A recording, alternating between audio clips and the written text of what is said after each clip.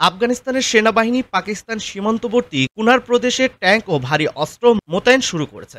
রোববার ১২ অক্টোবর দুপুরে দেশটির সংবাদ মাধ্যম টোলো নিউজ এ তথ্য জানায় বলে নিশ্চিত করেছে আল জাজিরা। তালেবান প্রতিরক্ষা মন্ত্রণালয়ের দাবি, সীমান্ত এলাকায় আফগান বাহিনী প্রতিশোধমূলক অভিযান চালিয়ে পাকিস্তানের ২৫টি সামরিক ঘাঁটি দখল করেছে এবং অন্তত ৫৮ পাকিস্তানি সেনাকে হত্যা করা হয়েছে।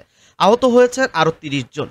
আফগান সরকারের মুখপাত্র জাবিউল্লাহ মুজাহিদ এক সংবাদ সম্মেলনে এসব দাবি করেন। জাবিউল্লাহ জানান, আফগান বাহিনী এখন দেশের সব সরকারি সীমান্ত ও নিয়ন্ত্রণ রেখা সম্পূর্ণভাবে নিয়ন্ত্রণে রয়েছে এবং পাকিস্তানি বাহিনীর অবৈধ কার্যকলাপ প্রতিরোধ করা হয়েছে।